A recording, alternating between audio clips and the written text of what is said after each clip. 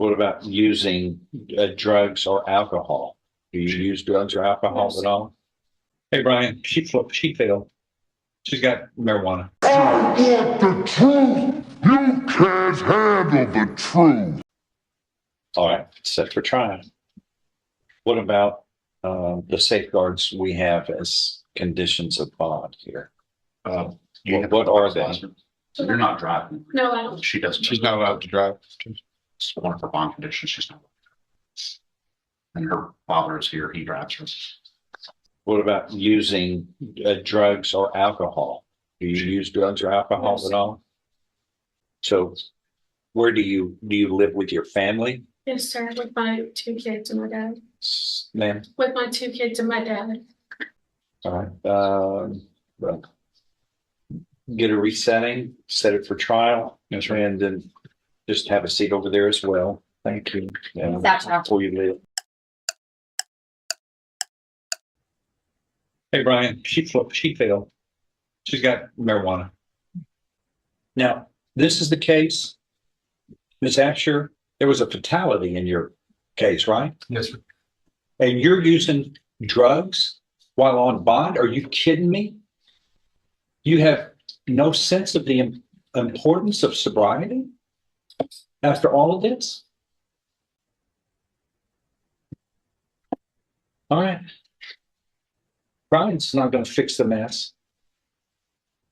Wanna? What's her bond?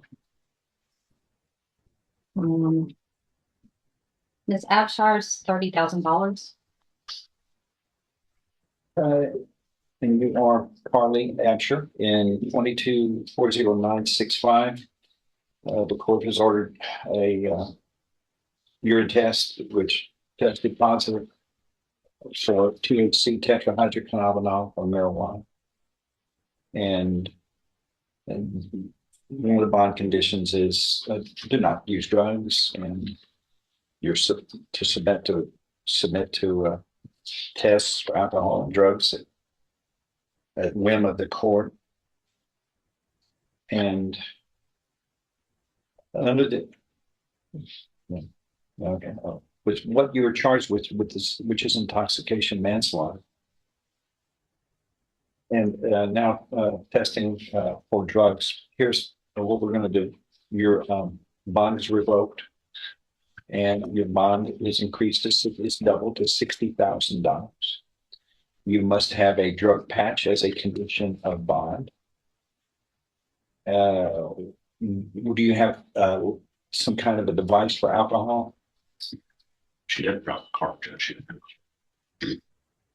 Well, of course, if you happen to drive a vehicle, you would have to have an interlock device. But if she doesn't have a vehicle, then it's just easy for the court to say, do not operate a motor vehicle until further orders of the court.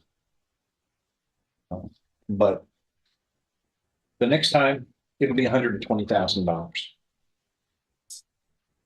until it gets to a point where you're sitting in jail until all this. And Mr. Gertz just tried a case yesterday that had taken 3 years to finally get to court because of the backlog we have.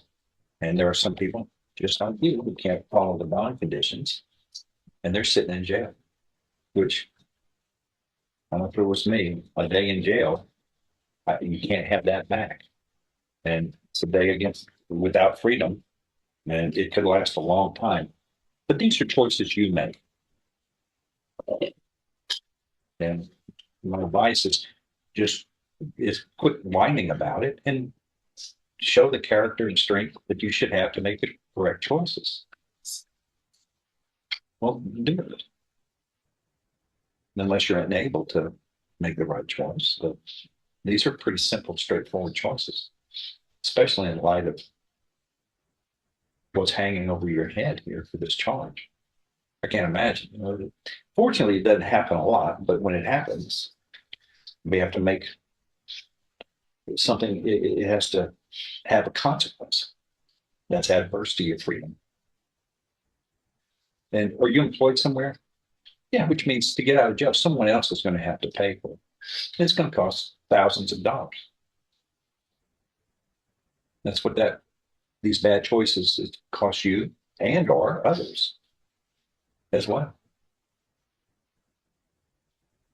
The thing, just gonna take one final step. You have to appreciate and understand that you're not on this planet alone. You got others, right? 7 billion others. We rely on each other for making good choices so that we can have a full life safely. And you got family and friends, I presume, who care for you very much. But they're not going to be able, they're not going to, by law, they can't sit in jail while you're making mistakes. You're a grown up and you have to make the wise choices. And you have to realize that bad choices have consequences. I think you're able to make the right choices. Well, why aren't you making them? Do it. See, there's some people in here who are hopeless. They don't have any hope. Like they're going to make every time they have a chance to make a bad choice, they're going to make a bad choice. I don't think that's you, but these are important mistakes that you have to fix. And you have to remember that your life touches other people's lives as well. Okay, well, fix that. Do it immediately and do much better. Especially you're capable of it. That's what's frustrating to me. It's like, but you've got to, like I and everybody, Mr. Gertz, your family, everyone, we all are held accountable to the choices we make. So make better choices than you've been making. All right, that's the orders of the court. That is what we call justice. Come on up. Okay, Your Honor, Williams bond conditions, no contact, no weapons. Please, yes, Judge. Good morning, Mr. Neela. Sir, you were charged with reckless driving. You're facing up to 30 days in jail and or a $500 fine. We're going to do probable cause. You have the. Okay. On January 5th, 2025, the officer observed the defendant's vehicle at the 8400 block of Katy Freeway approach from the rear at 107 miles per hour in a 60 mile per hour zone and passed the patrol motor vehicle. The officer caught up to the defendant's vehicle and observed the vehicle to be traveling 118 miles per hour in the 60 mile per hour zone, along with cutting multiple vehicles off and almost striking one motor vehicle. A traffic stop was conducted and the officer made contact with the defendant, the driver and sole occupant of the vehicle. The defendant stated he was just going with the flow of traffic. Mr. Neela, I'm going to find that there's probable cause to go forward with the case. I'm now ordering you not to drive any vehicle whatsoever. Do you understand? You will be signing an affidavit with me today, promising me you're not going to drive. And if you do, you can be facing an additional 6 months in jail and a $500 fine every time you drive. Do you understand? So this is what this dipshit does. He doesn't like the fact that he can't drive anymore. So he gets a lawyer and tells the lawyer to overturn the judge's orders. And this is this clown's new lawyer. Affidavit and all that. That's what I'm doing. Just go over there and sign your bond. I told him that he can't drive. Yeah, I know. We're nearly 120 miles an hour weaving in and out of traffic. No, I got you.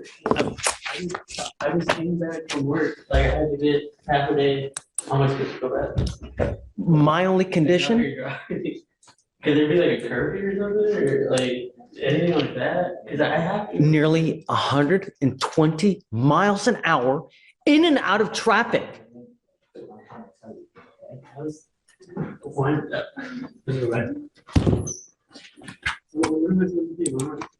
I'll talk to you in a second. Just imagine how many times this clown has put the community at such great risk, all because he wanted to get back to his farm and bang his girlfriend that goes by the name of Sheepy.